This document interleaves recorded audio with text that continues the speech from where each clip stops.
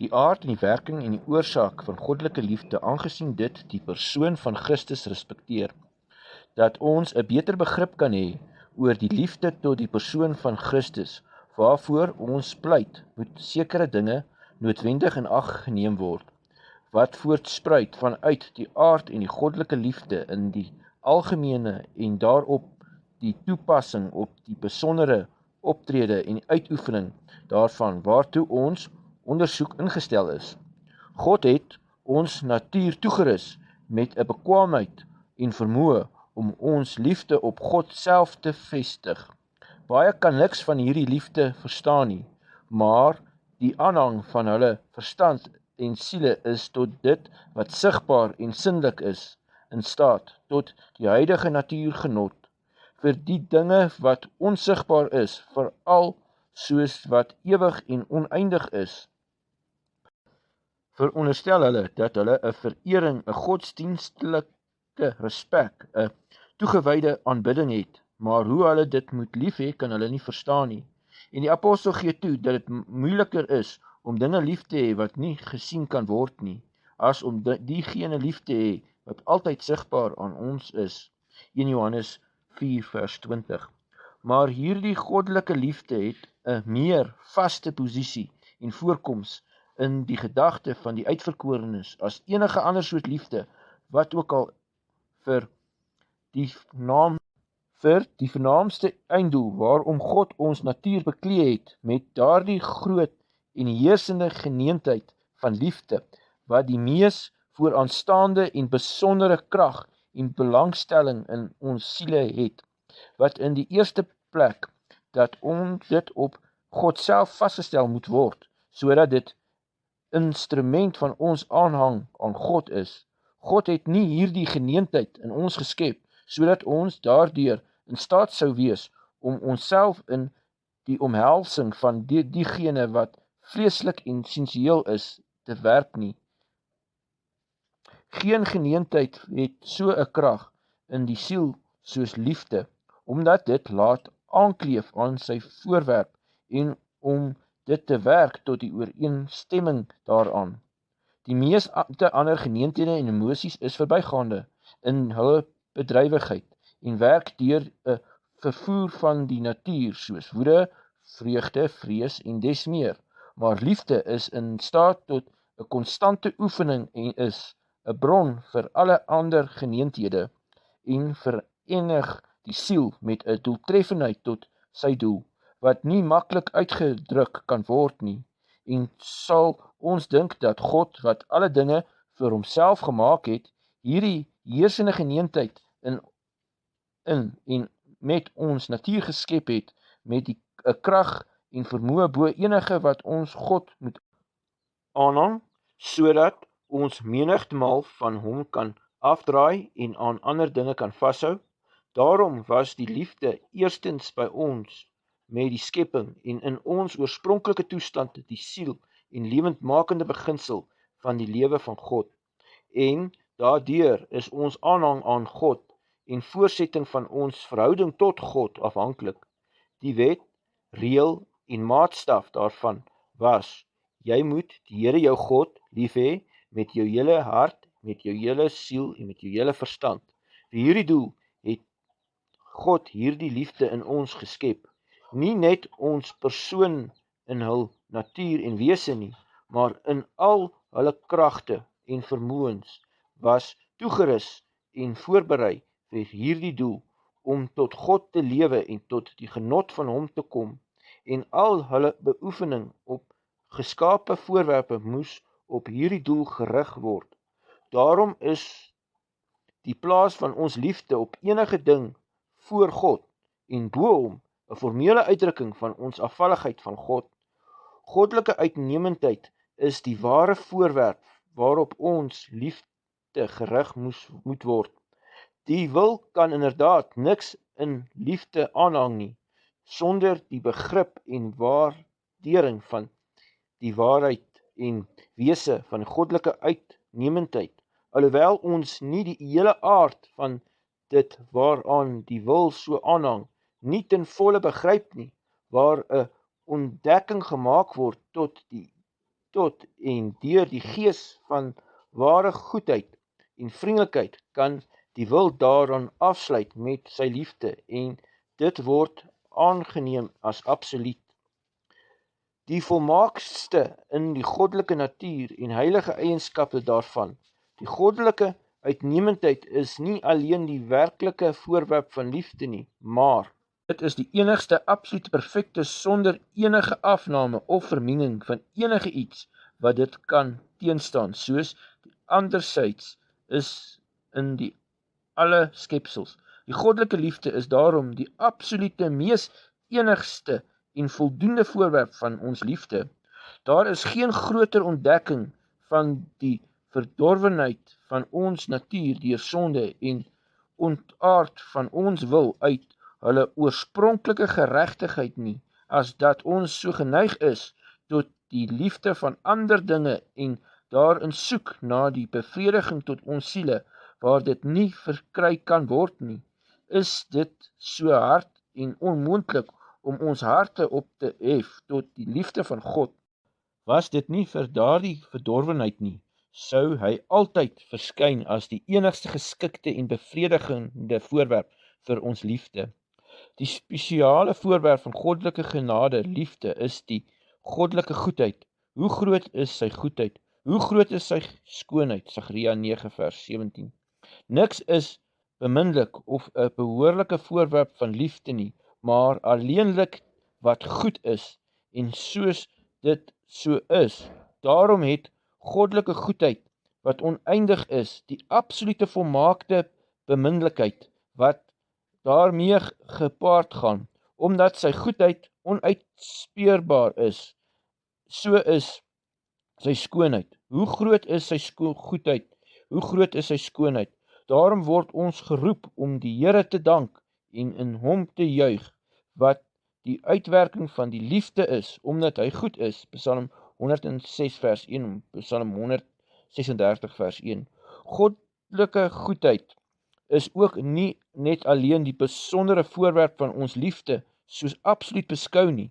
Daartoe het ons ook 'n hoogagting voor, as omvattend van al daardie barmhartigheid, genade en oorvloed, wat geskik is om ons die beste verligting in ons huidige toestand te gee en ewige toekomstige beloning, oneindige goedheid, wat homself inspan in al daardie barmhartigheid, genade, getrouheid en oorvloed wat nodig is vir ons verligting en seën in ons huidige toestand, is die regte voorwerp van ons liefde, waar dit dus alleen in Christus geskied.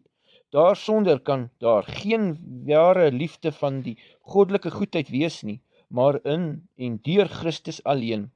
Die goedheid van God as 'n skepper, bewaarder en beloner was 'n voldoende, ja, die toerekende voorwerp van alle liefde voor die ingang van sonde en elende. In God kon die siel van die mens in die sondelose toestand volle bevrediging vind met betrekking tot sy huidige en toekomstige seën, maar sedert die sonde sy elende en die dood oor ons gekom het, kan ons liefde geen beminlikheid vind in enige goedheid, geen rus, selfs voldaanheid en bevrediging in enige nie, maar alleen wat werksaam is in daardie genade en barmhartigheid deur Christus, wat ons in ons nood het tot ons huidige herstel en toekomstige beloning. God vereis ook nie van ons dat ons hom anders moet lief hê, maar alleenlik soos hy in Christus die wêreld met homself versoen, soos die apostel dit ten volle verklaar. Hierin is die liefde van God tot ons geopenbaar, omdat God sy enigste gebore seun na die wêreld gestuur het, sodat ons deur hom kan lewe. Hierin is die liefde, nie dat ons God lief gehad het nie, maar dat hy ons lief gehad het en sy seun gestuur het om die versoening vir ons sonde te wees. En ons het die liefde wat God vir ons het geken en geglo. God is liefde, en wie in die liefde bly, bly in God, en God in hom. 1 Johannes 3 vers 9, 10 en 16. God is liefde van nature oneindig goed en genadig, om dus die enigste voorwerp van alle goddelike liefde te wees. Maar hierdie liefde kan op geen manier aan ons geken of geopenbaar word, dat ons God kan en behoort lief te hê nie, behalwe deur sy liefde in Christus. Sy stuur van hom en deur ons in hom lief te hê, voor dit daarsonder het ons nie, kan ons nie God nie lief hê nie, want hierin is die liefde nie dat ons God lief gehad het nie, maar dat hy ons lief gehad het en sy seun gestuur het as 'n versoening vir ons sondes. Dit is die oorsaak, die bron en fontein van al ons liefde vir God. Dit is maar leë idees en verbeelding wat sommige spekulatiewe persone hulle self mee behaag, met alles oor liefde tot die goddelike goedheid absolute oorweeg, want hoe oneindig beminlik dit ook op sigself ook mag wees, dit is nie so moontlik vir hulle nie, dit is nie geskik vir hulle staat en toestand sonder die oorweging van die mededeling daarvan aan ons in Christus nie.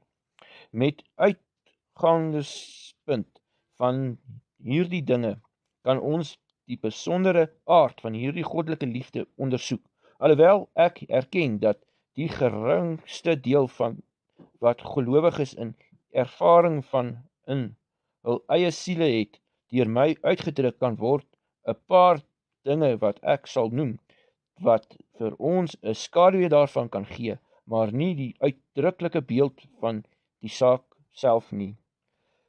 Begeerte na eenheid en genot is die eerste lewensnoodsaaklike daad van hierdie liefde. Die siel by die ontdekking van die uitnemendheid van God begeer ernstig om daarmee verenig te wees, om nader gebring te word tot daardie genot van hierdie uitnemendheid van God, waartoe dit in staat is en waarin dit alleen rus en bevrediging kan vind.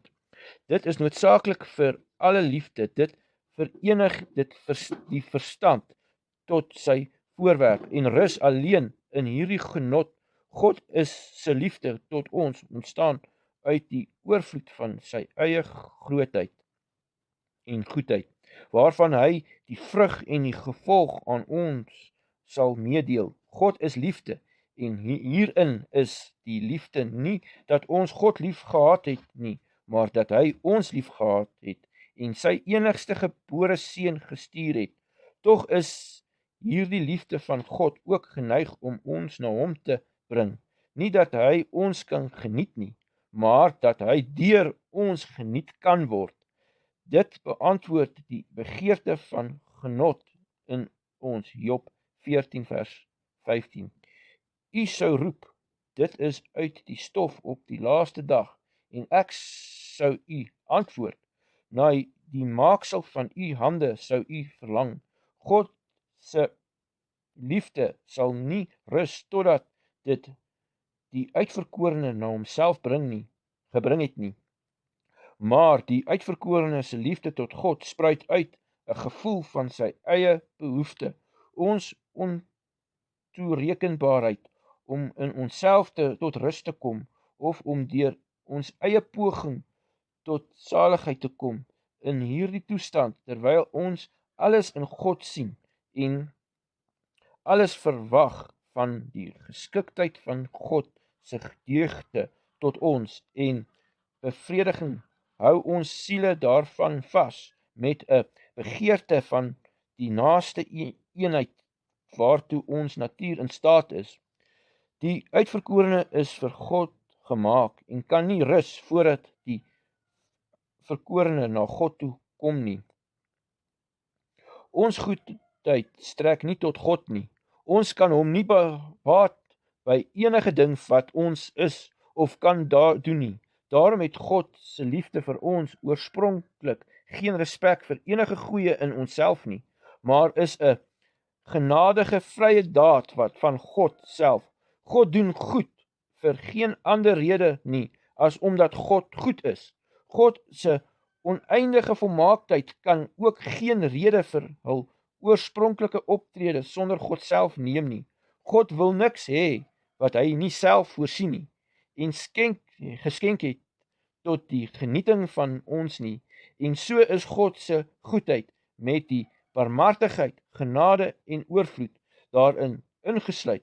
Die oorsaak, rede en voorwerp van ons liefde, die gelowige het God se barmhartigheid en genade lief met 'n begeerte van eenheid en genot waarin ons vind dat ons bevredig en seëning bestaan.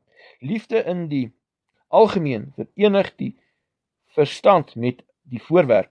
Die persoon wat lief is vir die voorwerp of persoon wat jy lief het, so word dit uitgedruk in 'n geval van menslike, tydelike, veranderlike liefde, naamlik die van Jonathan vir Dawid. Sy siel was verbind aan die siel van Dawid, en hy het hom liefgehad soos sy eie siel, 1 Samuel 18 vers 1.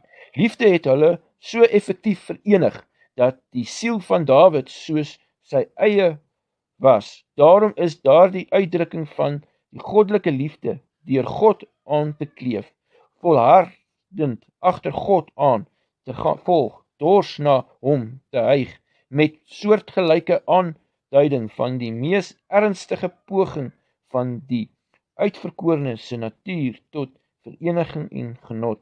Wanneer die siel deur die geloof in 'n siening het, wat niks anders dit kan gee nie, van die goedheid van God, soos geopenbaar in Christus, dit is van die wenslike voortreffelikheid van sy natuur, soos wat in goedheid van God in Christus bestaan, reik dit na Christus om hom ernstig te omhels en is rusteloos tot dit die volmaaktheid uitvoering kom, die vrug.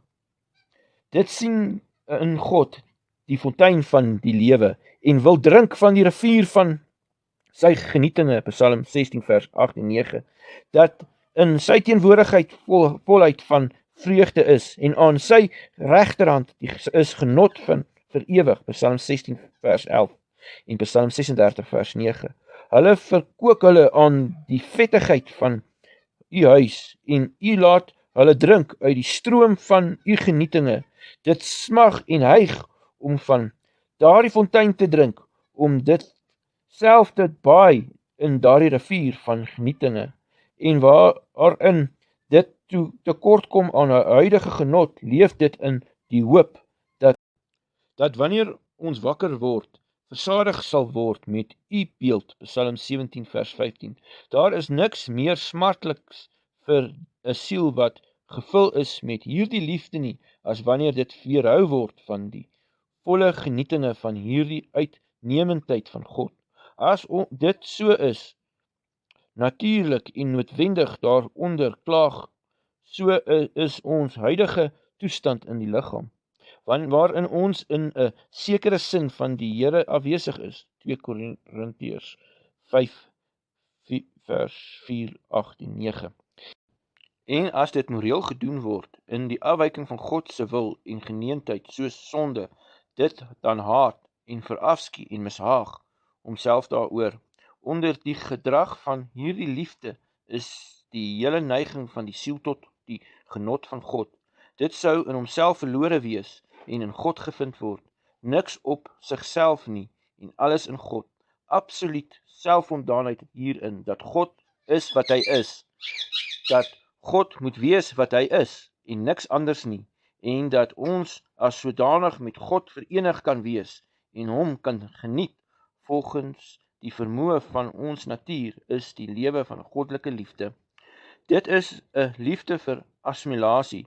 Dit bevat 'n begeerte en intensie se strewe om na die beeld van God te wees, volgens ons vermoë en maat. Die siel sien alle goedheid en gevolg alles wat beminlik en liefdelik in God is, die gebrek aan alles wat dit in homself vind. Die vrug van hierdie goedheid is dit waarna die verlang as sy uiterste doel en ooreenstemmend daarmee as die middel daarvan. Die mens wat God nie opreg lief het nie, maar hy wil inderdaad hê dat God iets moet wees wat God nie is nie, sodat God meer aan die mens self gelyk kan word. Hieroor is sulke persone tevrede, terwyl hulle dit in enige ding kan fantasiseer. Psalm 50 vers 21. Hulle wat 'n God liefhet, wil hê dat God alles is wat God is, soos God is, en niks anders nie, en hulle self na God se beeld sou wees, en soos liefde hierdie neiging het, en dit is wat onrus aan die siel gee, wanneer en waarin ons anders as God welbehaaglik is, so ontlok dit voortdurende pogings na assimilasie met God, en het 'n hoofdoeltreffendheid tot daardie doel. Liefde is die beginsel wat ons eintlik aan God se beeld assimileer en aanpas, aangesien geloof die beginsel is wat oorspronklik daartoe beskik is in ons vernuwing na die beeld van God is. Die transformasie, die krag, radikaal gestel in geloof.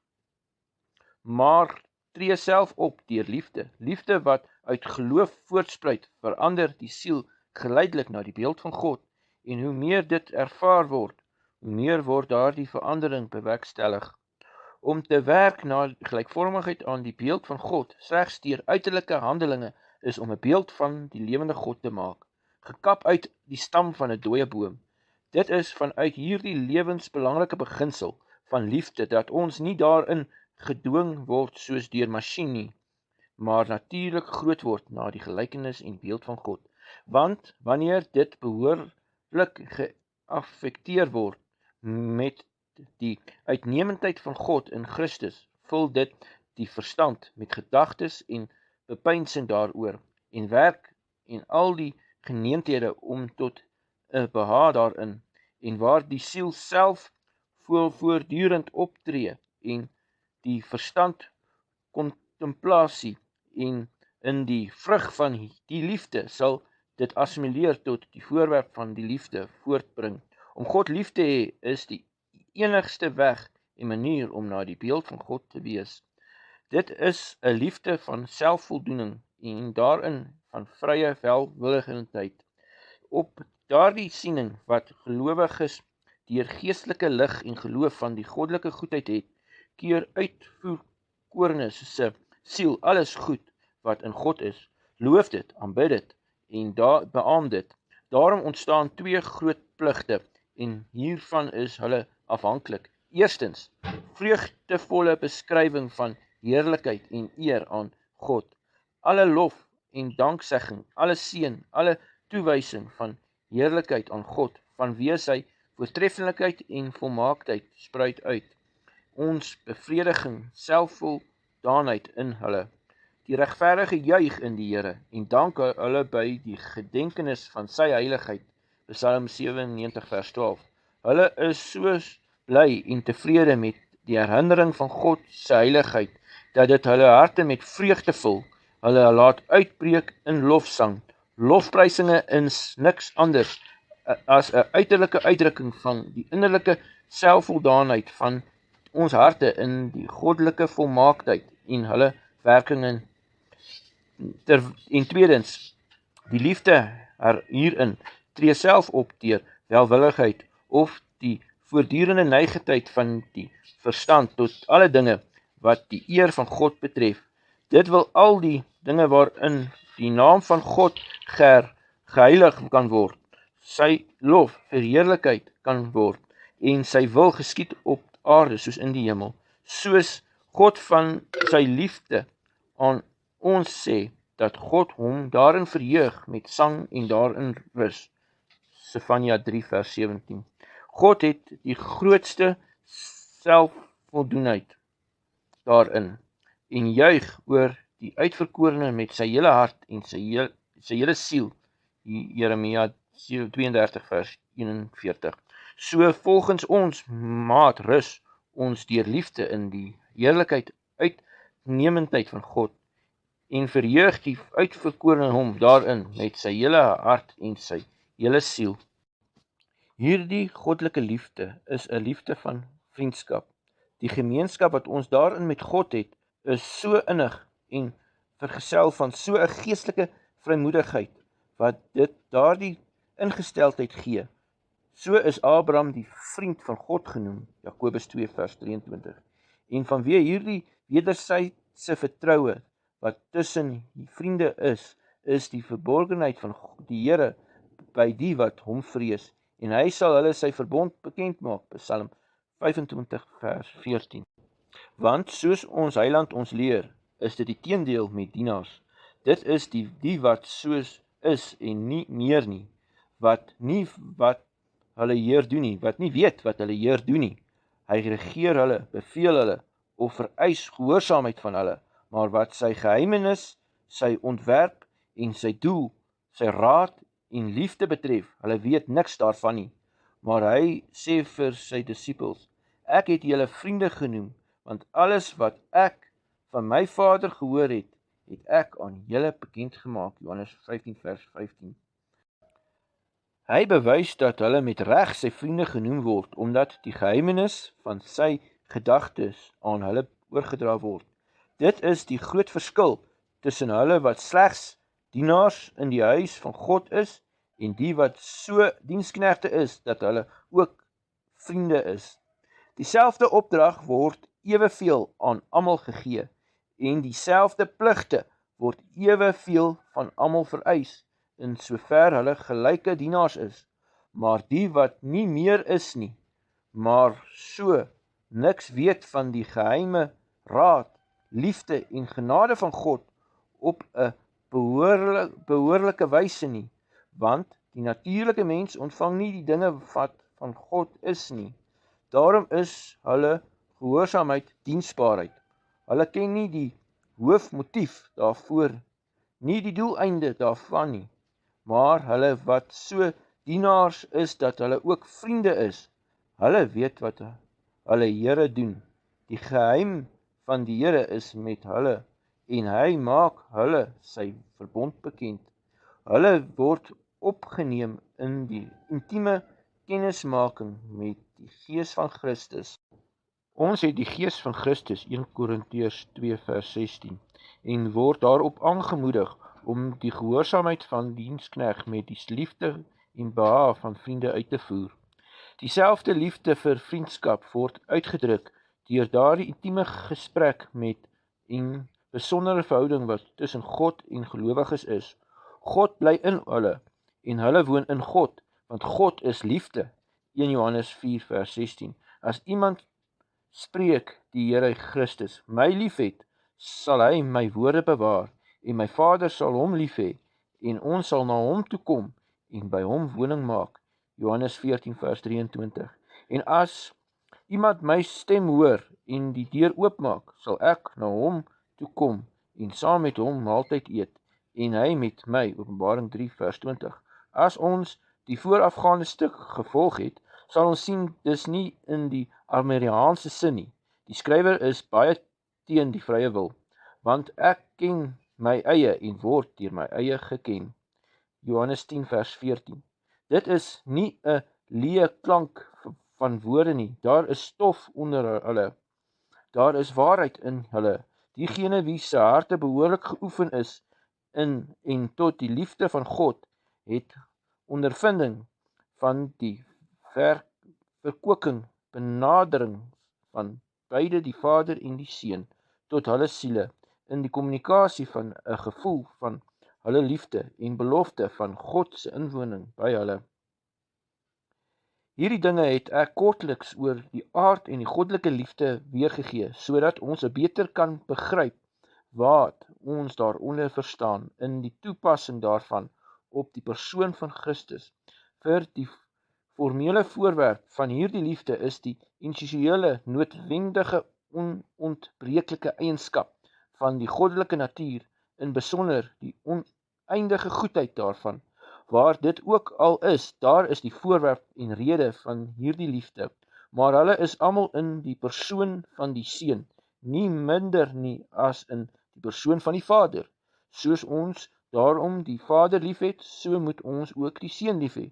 Maar die persoon van Christus moet beskou word soos wat hy ons vlees aangeneem het, of bekleed was met ons natuur.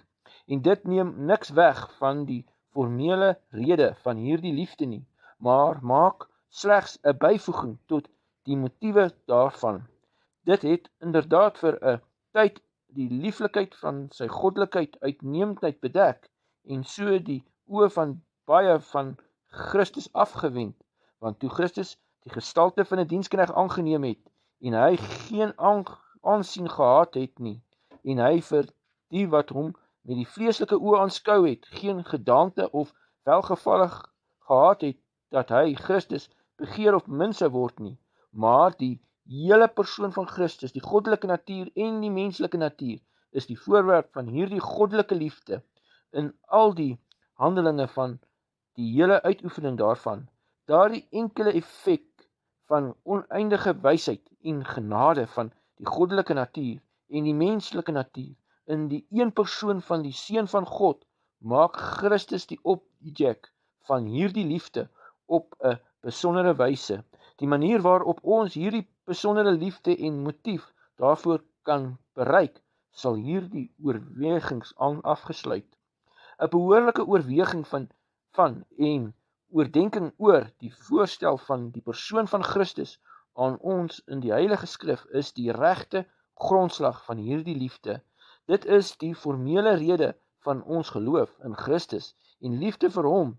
Hy word so aan ons voorgestel in die Heilige Skrif, en juis daarvoor dat ons in Christus kan glo en hom lief hê, en in die besonders met betrekking tot ons liefde, om dit in ons te verwerk, en om dit op die weg tot die regte uitoefening daarvan, is daardie voortreffelikheid van die persoon van Christus as die hoofeffek van goddelike wysheid en goedheid, waarop ons voorheen gereeld aangedring het, aan ons voorgestel. Vir hierdie doel word Christus as geheel en al lieflik voorgestel, en die besondere heerlikheid van sy persoon word uitgebrei, ja geteken as die lewe in die heilige rekords van die Ou en die Nuwe Testament. Dit is geen werk van fantasie of verbeelding nie. Dit is nie 'n kamptige beeld in ons gedagte van dinge wat ons om ons vleeslike geneentheid te ontmoet en bevredig nie, om dit op te wek en op te tree nie, maar dit is 'n behoorlike nakoming van daardie voorwerp wat in geloof voorgestel word, in die voorstelling van die evangelie. Daarin, soos 'n spieël, aanskou ons die heerlikheid van Christus, wat die beeld is van die onsigbare God, en die uitverkorenes se siel word gevul met transformerende geneentheid na God. 2 Korintiërs 3 vers 18. Die hele boek van Hooglied is niks anders as 'n mistieke verklaring van die wedersydse liefde tussen Christus en die uitverkorenes nie.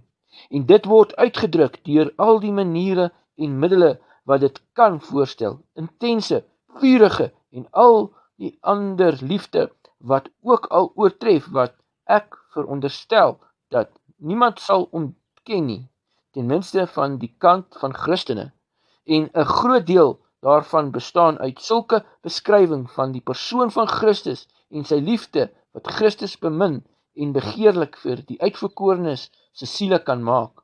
Selfs al te meer lieflik, met watter doel beskryf en verteenwoordig die Heilige Gees so grafies die skoonheid en die begeerlikheid van Christus se persoon, as dit nie is om liefde in ons vir Christus te verwek nie. Alle gebrek aan liefde vir Christus op hierdie voorstelling is die effek van heersende ongeloof. Daar word voorgegee dat die beskrywing van Christus in hierdie boek, naamlik Hooglied, gegee word, allegories is, waaruit niks versamel of afgelei kan word nie, maar God verhoed dat ons so moet nadink oor die wysheid en liefde van die Heilige Gees aan die uitverkorenes, dat God so voorgestel het om die geloof van die gemeenskap van gelowiges 'n leë klank en 'n geraas van woorde sonder verstand of sin is. Die uitdrukking wat in Hooglied gebruik is figuurlik, en die hele aard van die uitbeelding met betrekking tot die uiterlike struktuur is allegories, maar die dinge wat bedoel is is werklik en wesenlik en metafories wat gebruik word in die uitdrukking daarvan is geskik vir behoorlike uitdrukking van die analogie van geloof, om die geestelike begrip en sin van die dinge self wat daarin voorgestel word, oor te dra. Die uitverkorenes van God sal nie geskei word van die onuitspreeklike voordeel en vertroosting, daardie ondersteuning van geloof en aansporing van liefde, wat dit ontvang deur daardie goddelike voorstelling van die persoon van Christus en sy liefde wat daarin gemaak word nie. Sommige mense met geen ervaring daarvan nie, en ook geen begrip in dit nie. Die geloof en liefde van gelowiges moet nie gereguleer word deur die onkunde en hoogmoed van hulle nie. Hulle wat nie die een of die ander het nie. Die titel van die 45ste Psalm in nie Latynse alfabet, 'n lied van liefde. Dit wil sê van die wederwysige liefde van Christus en die uitverkorenes. En vir hierdie doel dat ons siele aangewakker kan word tot die vurige geneentheid teenoor Christus, is 'n beskrywing wat ons gegee word van sy persoon as geheel en al lieflik. Met watter ander doel is Christus so duidelik uitgebrei in die hele harmonie van die goddelike skoonheid deur die pen van die Heilige Gees. Om nie op bepaalde getuienis aan te dring nie, is dit duidelik vir almal wie se oë oop is, om hierdie dinge te onderskei, dat die eiendom van die goddelike natuur, wat besonderse bemin is, so goedheid, genade, liefde en oorvloed, met oneindige krag en heiligheid, en dit word alles aan ons voorgehou en voorgestel in die persoon van die Seun van God, vir hierdie doel, dat ons hom bo alles moet lief hê en aan hom moet vashou. Daar is in die menslike natuur, in daardie volheid van genade en waarheid, wat daarin gewoon het, soos daardie inwoning van die Gees, wat sonder mate in Christus was, in enige ding van al die dinge waarin Christus die voorrang het, in sy liefde, verdraagsaamheid, genade, barmhartigheid, en die werk wat Christus volbring het, wat Christus daarin gedoen en gelei het, in die voordele wat ons daardeur ontvang, in die krag en heerlikheid, waartoe Christus verhewe is, aan die regterhand van God.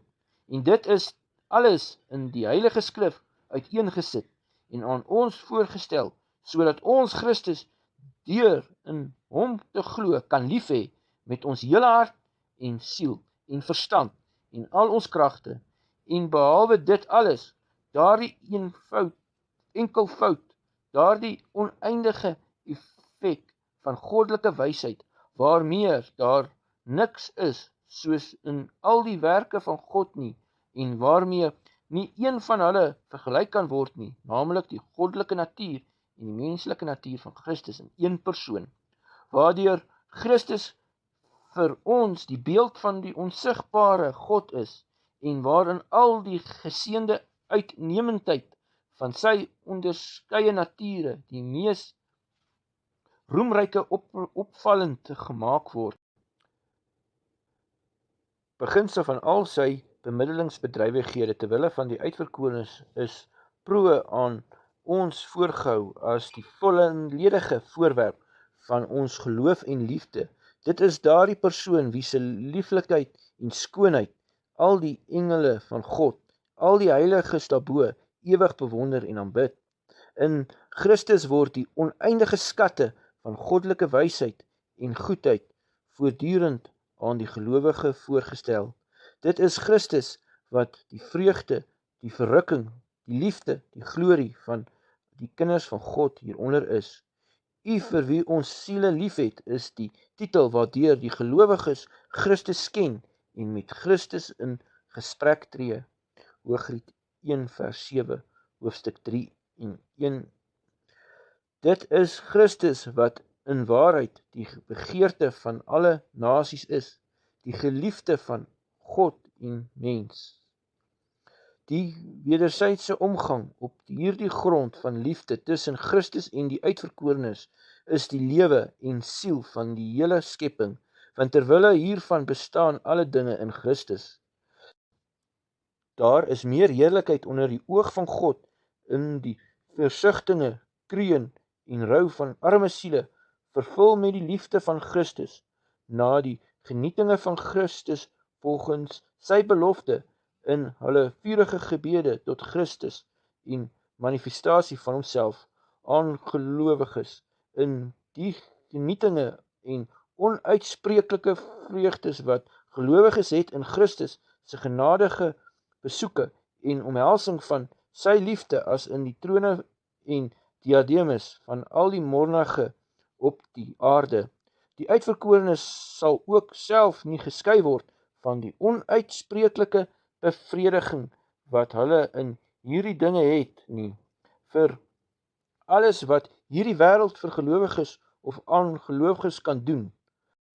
Hierdie dinge het nie net gevangenes en kerkers vir martelaar gelowiges meer begeerlik gemaak as die mooiste paleise op toekomstige rekening nie, maar het hulle werklik plekke van sulke verfrissing en vreugde gemaak, soos mense te vergeefs sal soek om uit al die gerief te haal wat hierdie wêreld kan aanbied.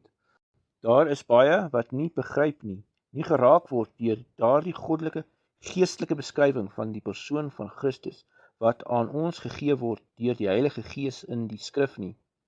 Vir hulle self valse voorstellings van Christus maak, deur beelde en prente, so om die vleeslike en korrupte aandoening in hulle gedagtes op te wek.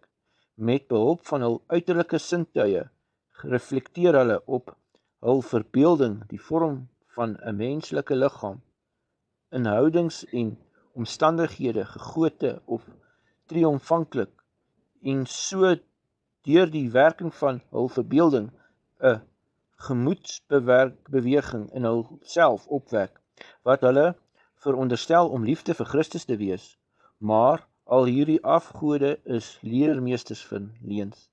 Die ware skoonheid en vriendelikheid van die persoon van Christus, wat die formele objek en oorsaak van goddelike liefde is so ver daarvan om hierin voorgestel te word, dat die verstand daardeur geheel en al afgelei word van die bepeinsing daarvan, want nie meer kan vir ons so voorgestel word nie, maar wat aan 'n gewone man behoort, en wat na willekeer na Christus verwys word, nie deur die geloof nie, maar deur die korrupte verbeelding.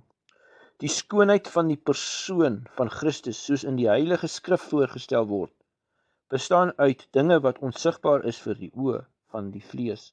Hulle is soos geen hand van 'n mens kan verteenwoordig of skadu nie. Dit is die oog van geloof alleen wat hierdie koning in sy skoonheid kan sien. Wat anders kan nadink oor die ongeskape heerlikheid van die goddelike natuur? Kan die hand van die mens die goddelike natuur en die menslike natuur in dieselfde persoon voorstel, waarin Christus besonder en vriendelik is? Watter oog kan die wederzijdse medelyding van die eienskappe van sy verskillende nature in dieselfde persoon en wat daarvan afhang onderskei, waarvandaan Christus sy lewe vir ons afgelê het en sy uitverkorenes met sy eie bloed gekoop het? In hierdie dinge, o ydelle mens, bestaan die lieflikheid van die persoon van Christus vir die siele van gelowiges, en nie in daardie kunststrekke wat 'n behendige hand en potlood na gelei het nie. En watter oog van vlees kan die inwoning van die Gees in alle volheid in die menslike natuur onderskei? Kan sy neerbuiging, sy liefde, sy genade, sy krag, sy deernis, sy ampt, sy bekwaamheid en vermoë om sondaars te red op 'n tablet ontsyfer word, of op hout of klip gegraveer word? Hoe sulke prente ook al versier mag wees, hoe mooier en ryker ook al, dit is nie daardie Christus wat die siel van sielemiet lief het nie.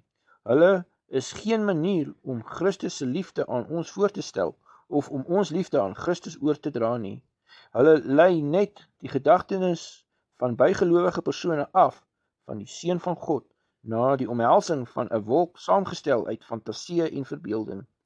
Anders is daar wat hierdie afgode verafskie, en wanneer hulle dit gedoen het, sakraliet pleeg, soos hulle beelde verwerp, so lyk dit of hulle alle liefde aan die persoon van Christus doen, onderskei van ander handelinge van gehoorsaamheid, asof 'n liefdevolle verbeelding, maar die mees bygelowige liefde tot Christus, dit wil sê, liefde wat opgetree het op 'n manier wat met bygeloof besmet is beter as glad nie, meen hulle, soos hulle wat dit meen, dit is nie so nie, maar hulle meen so. Maar met watter oë lees sulke persone die Heilige Skrif? Met watter harte beskou hulle die Heilige Skrif? Wat dink hulle is die bedoeling van die Heilige Gees in al daardie beskrywings wat hy ons gee van die persoon van Christus as beminlik en begeerlik bo alle dinge, en daarmee voorgestel van Christus aan ons geneentheid maak en ons aanwakker om Christus deur die geloof te ontvang en om hom in liefde aan te hang. Ja, met watter doel is ons natuur met hierdie geneentheid toegerus? Waartoe word die krag daarvan in ons vernuwe deur die heiligmaking van die Heilige Gees, as dit nie op hierdie mees gepaste en voortreffelike doel daarvan vasgestel mag word nie? Dit is die grondslag van ons liefde tot Christus, naamlik die openbaring en voorstelling van Christus aan ons in die Heilige Skrif as geheel en al lieflik. Die ontdekking wat daarin gemaak word van die glorieryke uitnemendheid en begifting van sy persoon, van Christus se liefde, sy goedheid, sy genade, van sy waarde en werk, is dit wat die geneentheid van gelowiges tot hom trek. Daar kan gesê word, dat as daar so 'n voorstelling van Christus aan almal promiscu gemaak word, dan sal almal ewe goed sy vriendelikheid onderskei, en daarmee geaffekteer word, wat ewe instem tot die waarheid van daardie openbaring. Maar dit het altyd anders uitgeval. In die dae van sy vlees kon sommige wat na Christus gekyk het, geen gedaante of skoonheid in Christus sien nie, waarom hy begeer sou wees. Ander het sy heerlikheid gesien, die heerlikheid van die enige gebore van die Vader, vol genade en waarheid. Vir sommige is Christus kosbaar, vir ander is Christus verag en verwerp. Vir sommige is Christus 'n kosbare hoeksteen, vir ander verag en verwerp, 'n klip wat die bouers geweier het. Sommige kan niks anders as swakheid in Christus sien nie, vir ander skyn die wysheid en krag van God wonderbaarlik in Christus. Daarom moet gesê word, dat nieteenstaande daardie openlike duidelike voorstelling wat die Christus in die Heilige Skrif gemaak word, tensy die Heilige Gees ons oë gee om dit te onderskei en ons harte te besny deur die afsny van die korrupte vooroordeele en aan alle gevolge van ongeloof, wat deur die doeltreffendheid van God se genade hierdie geseënde geneentheid van liefde aan Christus inplant, sal al hierdie dinge geen indruk op ons gedagtes maak nie.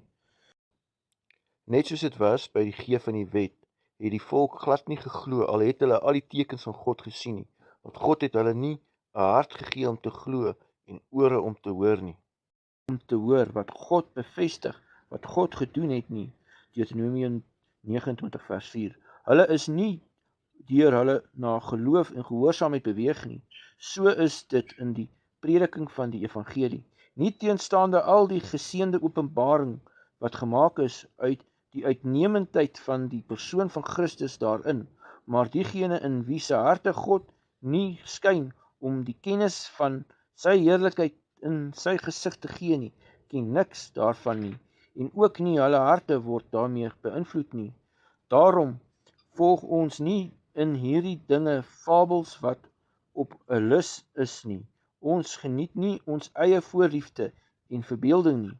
Dit is nie onverklaarbare rapures of ekstasis wat voorgegee word nie, en ook nie so 'n kunsmatige samestelling van gedagtes nie, so sommige onkundig oor hierdie dinge spog, dat hulle 'n uiteensetting daarvan kan gee.